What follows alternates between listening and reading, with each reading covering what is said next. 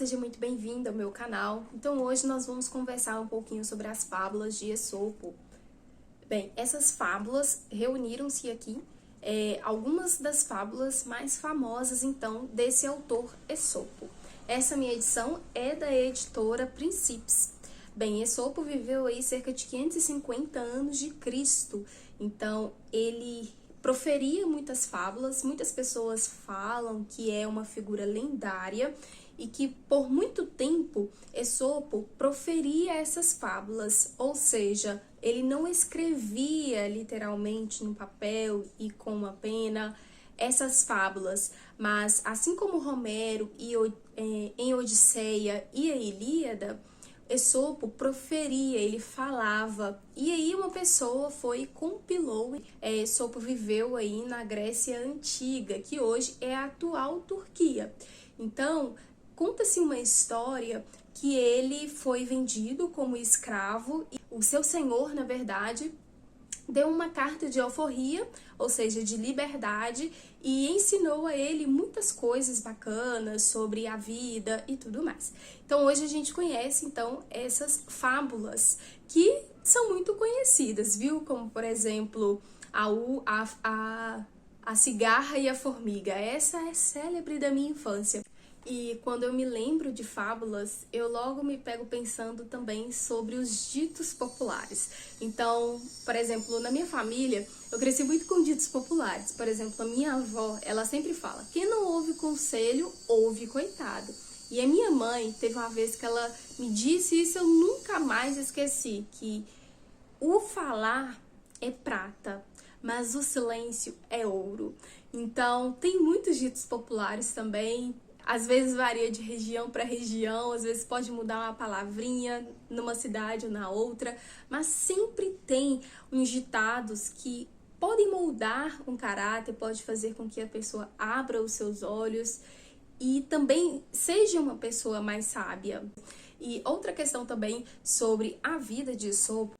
Então ele influenciou outros fabulistas, como por exemplo La Fontaine. Então existe um legado aí muito grande aí de Esopo para os seus leitores.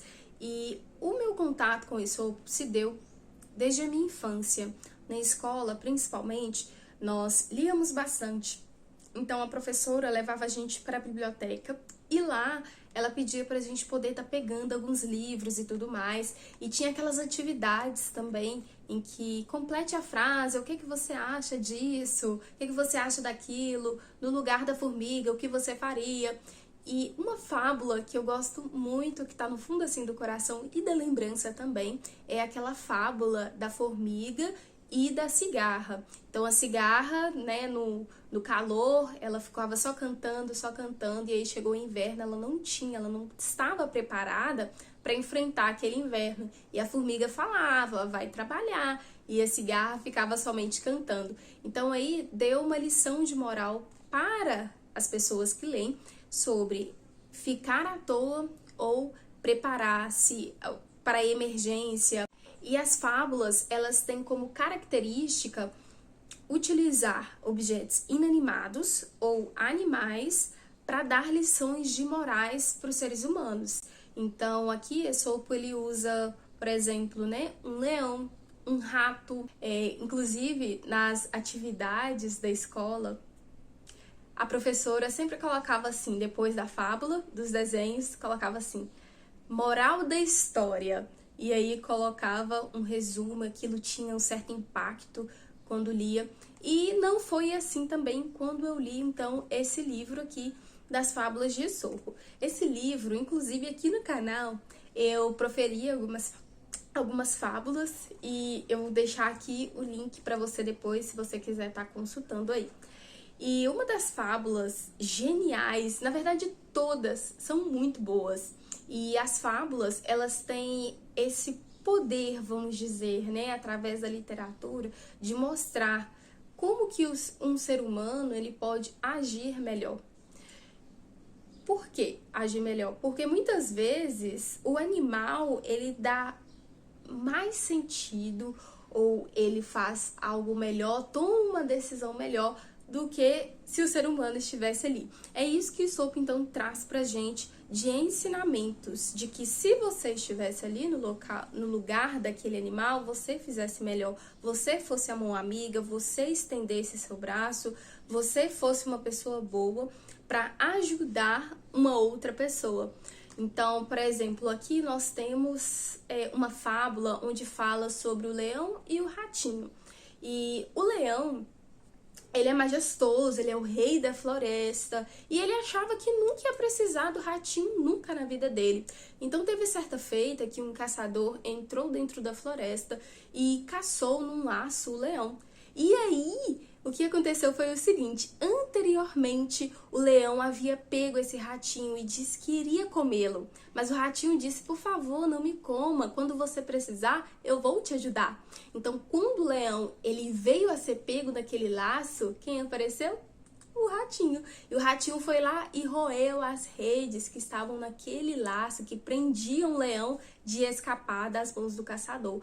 E a moral da história que Aesop traz aqui pra gente é que das pequenas coisas ou das pessoas que você nem pensa que um dia vai precisar, essas podem ser aquelas que mais vão te ajudar. E isso já aconteceu na minha vida. Às vezes pessoas ou coisas que eu achava assim, eu não sei, eu não conheço essa pessoa, eu nunca vi, e foram exatamente aquelas pessoas que me ajudaram, deram a palavra amiga.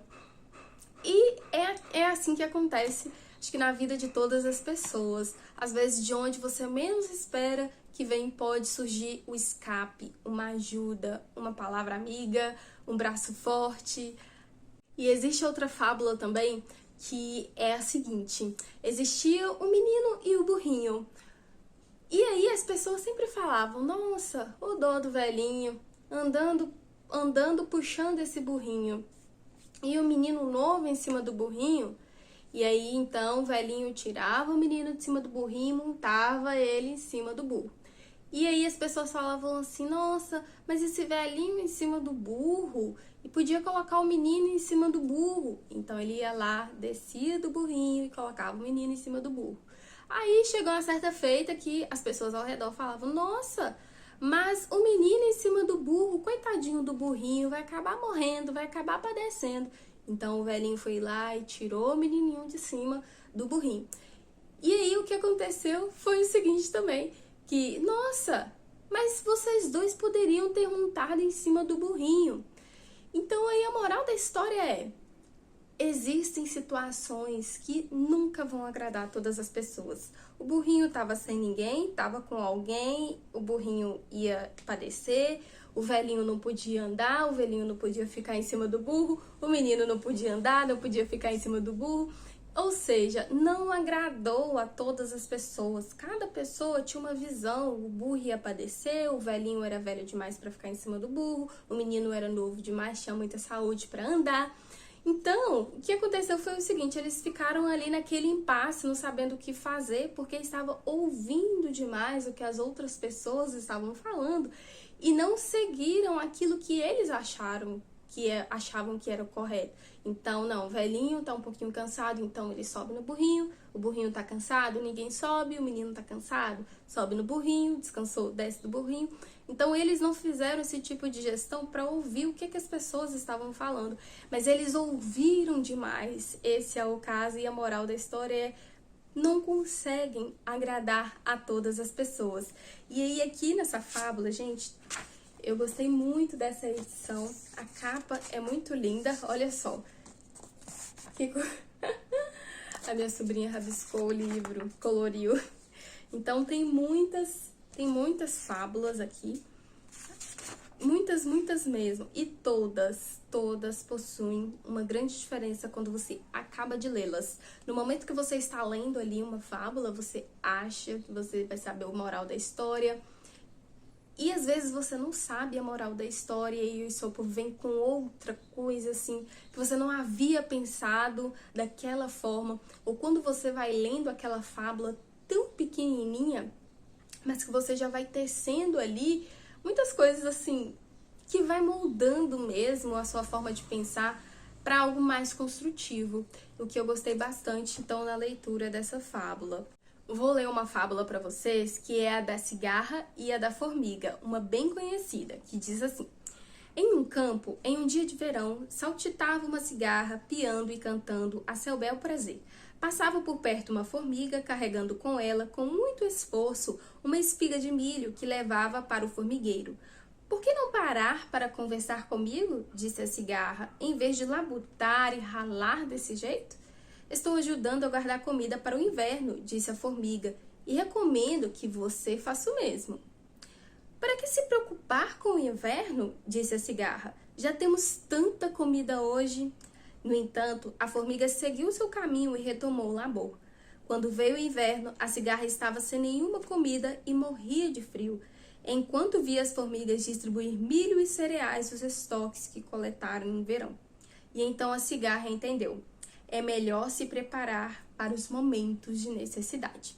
Eu quero ler uma para vocês também, uma que eu achei extremamente bacana e que não é muito conhecida, que se chama A Árvore e o Junco. Diz assim: ora bem, meu pequenino, disse uma árvore ao junco que crescia a seus pés. Por que você não planta os pés bem fundo na terra e ergue a cabeça ao ar destemidamente como eu? Estou contente com minha sorte, disse o junco. Posso não ser tão grandioso, mas acho que estou seguro. Seguro? Escarneceu a árvore. Quem conseguiria me arrancar pela raiz ou dobrar minha cabeça até o chão? Mas não demorou para se arrepender de se vangloriar, pois de repente surgiu um tufão que lhe arrancou as raízes, atirando-a para o chão como uma tora de madeira sem importância, enquanto o pequeno junco, que vergava com a força do vento, logo voltou a se endireitar ao passar a tempestade. A moral da história é: a descrição frequentemente traz segurança. Realmente, ou nesse caso da árvore, não daria tanta vergonha para ela, já que ela falou que era tão firme, tão enraizada, e aí veio aquele tufão muito forte e fez com que ela caísse. Se ela não tivesse se gabado tanto ali, o junco poderia até ajudado-a. Mas como ela se gabou muito, ela mesma se encheu de muita vergonha, provavelmente aqui, porque ela se gabou demais, ela se mostrou demais, ela se expôs demais, antes de ser provada aquilo que ela estava falando que ela era. Então, gostei muito dessa também.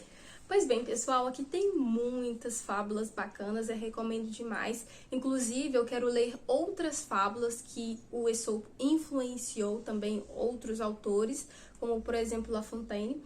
Não somente, fábulas que eu quero ler, mas também contos de fadas, dos irmãos Grimm, do Anderson.